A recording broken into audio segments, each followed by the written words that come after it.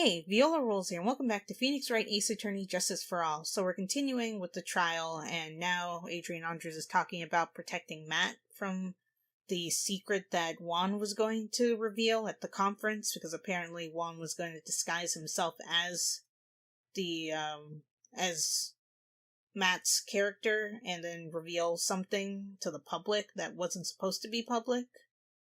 I don't know. Because it was secret, whatever the secret was. So would you say this need came from the press conference? Yes. Do you know why Juan chose that event and that hotel for the conference? Because that was when he could cause the most damage to the public's most beloved, Matt Engard. And you knew of this plan, didn't you, Miss Andrews? Yes, because I was the one who set up the conference and prepared the costume. But I'm sure Mr. Engard himself didn't know anything about a press conference. Oh, really? Can you show me any proof that he didn't know about the press conference? Anyway, the important thing here is that this information was not in your testimony. Yes, I agree. Miss Andrews, please correct your testimony, if you please. Grasping at straws now, are we, Mr. Wright? It's what we do best. You can hardly call the knife decisive evidence. The fingerprints on the knife could very well be a clever camouflage. Then, what about the button? The button? It's clear from the crime scene that the victim and the murderer fought. And during the fight, the killer ripped the button from the Jammin' Ninja's costume. You're talking about this button, correct? That button was found in the pleats of Matt's hakama, isn't that correct? I would think that makes it very decisive evidence. Well, can't argue with that. Looks like you were outfoxed again, Mr. Wright. Anyway, the knife doesn't prove a thing. Please fix your testimony. I can't stand the sight of a man who can't gracefully accept his defeat. Thank goodness Mia can still look at me. With an icy stare, yes. Miss Andrews, for Mr. Wright's sake, please add this information to your testimony. Okay, so we got another addition. Button that was torn off of Juan during his fight with Matt. Something about that seems off, but I don't know why. And how do you know that? When the ends of the threads on the button and the costume were matched up, they were found to fit perfectly together. Or so I heard. I've heard that before too. But why would Miss Andrews know about this case down to such a fine detail? Don't look at me like that, just because I am prepared and you are not. And I thought I had her this time for sure. If there's anything to trip her up on, it has to be here, but where and what? I heard that this statement is the one that I have to present something to, because it feels the most off out of everything that she said, but I'm not exactly sure why. Let me look at Juan's autopsy report again. Strangled with a scarf and then stabbed with a knife. Actually, yeah, if he was strangled with a scarf, he wouldn't have been able to fight back, right? Also, additionally, if you were strangling somebody with a scarf, you would be strangling them from behind, yet the knife was stuck in his chest. So that doesn't make any sense to me either, so I'm going to go ahead and present that. Looks like that was correct. This is the victim's autopsy report. It clearly states that the cause of death was strangulation by a scarf. Strangulation? The knife stab to the victim was done after the victim had already died. Oh, okay, right. I think I forgot about that. And what does that mean? Let's examine the evidence. This button has the victim's blood on it, which would mean that it was ripped off the costume when? After the knife was stabbed into the victim? Exactly, which means it's impossible that this button was torn off during the victim's final struggle, because the victim was strangled to death in that fight. Right. Okay, yeah, that makes a lot of sense. For some reason I didn't put that together. That's right, Miss Andrews. There's no way this button was ripped off during the struggle. This button was consciously pulled off of the victim's already dead body. Okay, got her on another point, but how's this gonna get countered? Okay, here we go. What is the meaning of this, Wright? So what if the button was torn off the body after the victim had already died? What does that change? Let me ask you one simple question, Mr. Edgeworth. Why was the button torn off? What purpose did that serve? What purpose? We now know this button was not torn off during the fight. So the murderer took the time and effort to purposely rip this from the victim's body. That would mean that the murderer had something in mind, wouldn't it? Mr. Wright, does this mean you know what the murderer wanted to do with this button? To have a memento of the crime, to pin the crime on guard, to destroy evidence is the second one, of course.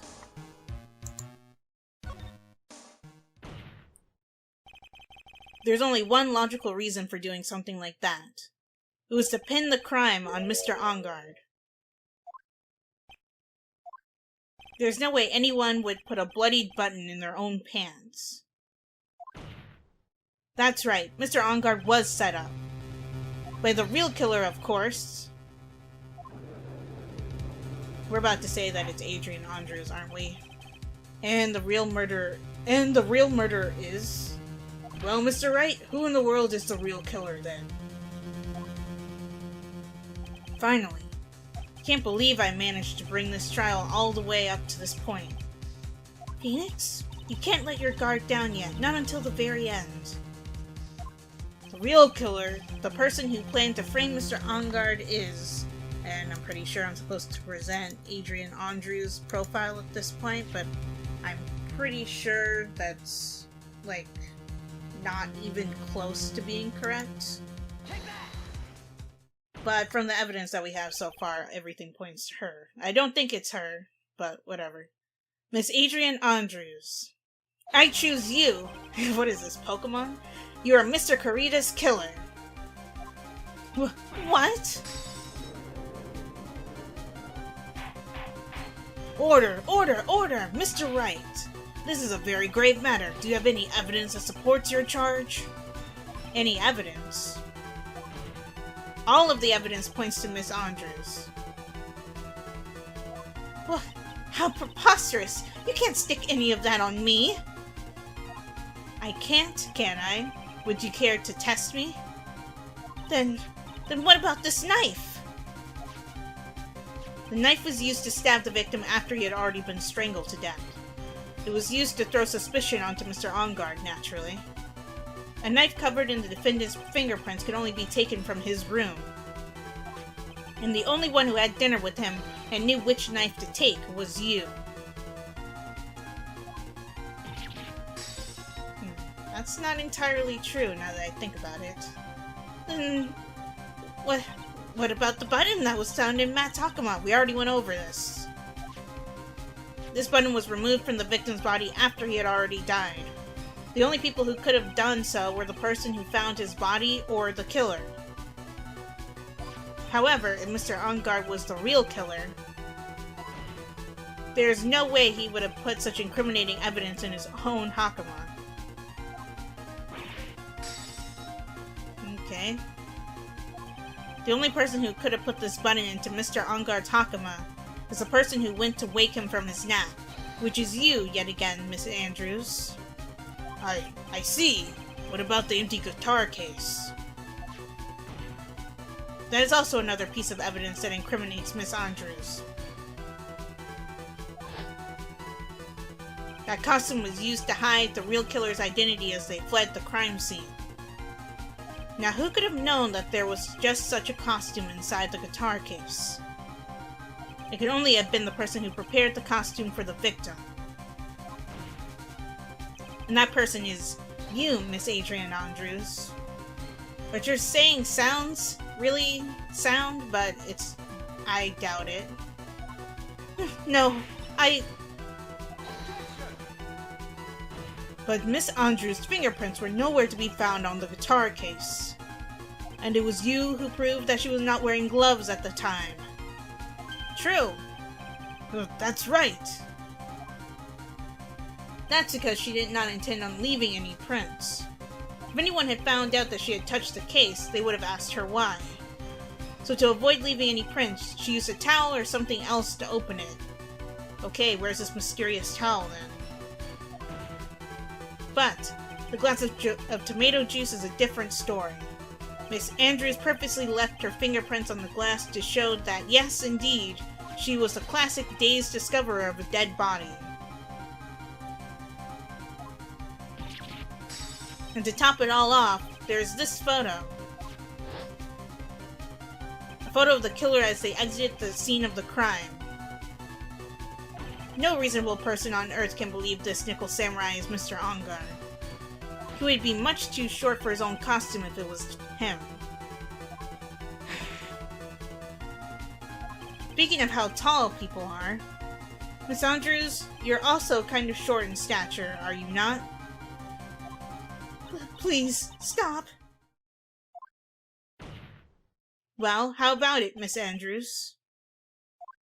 I've got her this time. Miss Andrews?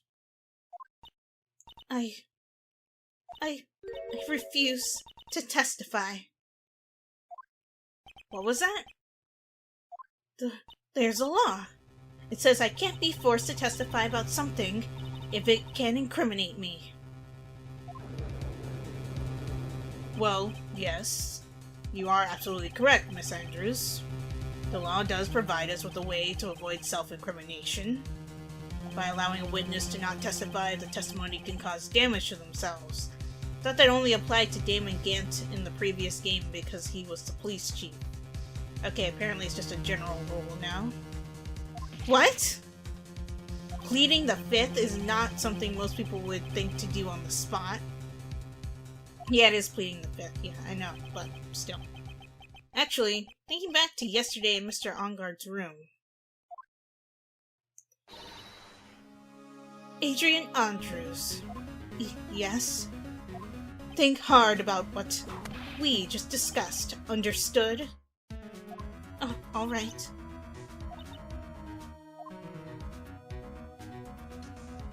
That's it.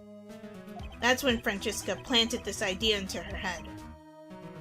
She must have told Andrews to not testify if things looked bad. Probably. You did a good job proving everything up to this point, Phoenix. But there's still one thing you haven't done. Something I haven't done? What are you laughing at? What's wrong, Wright? Are you finished already? Run out of evidence? What is so humorous, Mr. Edgeworth? I'm sure you realize this as well, Your Honor. But everything the good lawyer here has proven up to this point is meaningless. What? Everything you have proven is circumstantial. Circumstantial? Yes, circumstantial. You have yet to provide a single piece of definitive proof. Proof that Miss Andrews did in fact harbor a wish to murder Mr. Kurita. True. Yeah, the motive is missing, isn't it? Miss Andrews, did you want to kill Mr. Kurita? I believe this may lead me to incriminating myself, so I will abstain from answering. But, Miss Andrews, if you do that, it would be the same as admitting your guilt, don't you think? Maybe so, or maybe not. There's nothing to prove it either way. Besides, you don't even know what crime I would be guilty of due to my silence. No, she's taking the defiant attitude again. Mia, what should we do? Somehow, we've landed in the worst possible situation. I think we have reached a certain conclusion at this point in time. Miss Adrian Andrews has refused to testify, and the defense's theory that she is the actual murderer has not been fully substantiated with solid definitive proof. But that's not true! In this situation, there is only one thing this court can do: delay the trial. And that is to declare a recess. Recess? I request that both the prosecution and the defense look further into this matter. And at tomorrow's trial... that's bad for us. Tomorrow? Well, actually it's not, because Maya escaped, but we don't know that yet. Well, Phoenix doesn't know that yet anyway. We don't have a tomorrow. If we don't get a not guilty verdict today, then... Please wait, Your Honor. That's not necessary. The trial. Please continue the trial. What are you sweating for? Your client is getting one more day to live, isn't he? That's not it. This isn't about that. Edgeworth, I know you know who the real killer is. Yes, he does, and he probably knows you're wrong. Please let the trial continue. Please let the trial continue. If I don't get the verdict, then Maya... We're not allowed to tell anybody about that.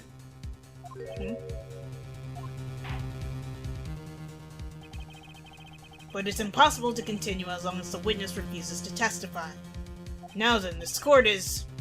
Okay. It is not impossible for this trial to continue. Mr. Edgeworth, what are you... It's true, Miss Andrews holds the right against self-crimination. However, if the topic of conversation were something unrelated to whatever she may be guilty of, then she has no right to withhold testimony. Nice loophole! Yes, that is very true, but... Actually, there's one little thing that I'm curious about. Miss Andrews...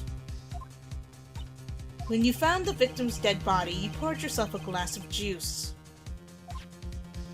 Yes, and? I can't help but think how unnatural that is. Yeah, that's been bugging me this whole time. Usually when one finds a dead body, they are shaken up, not stirring a glass of juice. Shaken up, not stirred. Nice reference. Which is a Bond reference, which is a spy reference. Interesting. So my actions were unusual, but I've already... Before you speak, I want to state that if you have a reason behind your actions, I would like you to testify to that effect. Testify? Your Honor, I would like to request that the witness testify again as to what happened when she first discovered the victim's body. Whatever we find out in this testimony should in no way implicate the witness. True. I don't know what it is about Edgeworth today, but I can't get a good read off of him. Is he friend or foe? I just don't know. He's a third party who's not supposed to be here. He's probably fed up with this trial at this point. The court acknowledges the prosecution's requests. Miss Andrews, if you please. When I found the body... That glass of juice, I didn't really pour it for myself. I was surprised when I walked into the room and saw it in that messy state. And Juan, he was just sitting slumped over and tired looking in the corner. Oh, so you poured the juice for him, not realizing he was dead? That's sad. And I saw him sitting like that, the thought he was dead didn't cross my mind. To be honest, I thought he had just fainted or something, so I went to pour him some juice. When I realized that he was dead, that's when I knocked the flower vase over. Right. So you poured yourself that glass of juice for the victim. Why didn't you say so in your earlier testimony? I didn't think I needed to include something so trivial. That doesn't sound like you, because you're very detail-oriented, from what we've been told anyway. Phoenix, please be careful here. If you can't find anything wrong with this testimony, then there's nothing left. I know. Edgeworth, what the heck is going on in that brain of yours? Now then, Mr. Wright, you may begin your cross-examination. Okay, so... trying to figure out what from what she just said is fishy. She said that she didn't realize that he was dead, which seems valid, but why did she have to get, like, right up close next to him to realize that he was dead? Because he had the knife in his chest, right? Unless... Unless it wasn't there. Actually, now I'm thinking about it, it is possible that she might have planted the knife.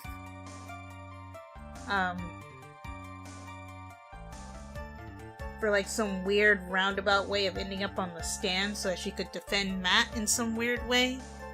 I'm honestly not sure. Because in this testimony, she doesn't mention anything about seeing the knife in his chest. Which leads me to believe that it wasn't in his chest yet. But she said that in her previous testimony. I don't know what's going on anymore. I'm very confused. This trial has too many twists and turns for my liking. But anyway, I'm gonna end this episode here. If you guys enjoyed this one, be sure to like, comment, share, and subscribe, and I'll talk to you all next time.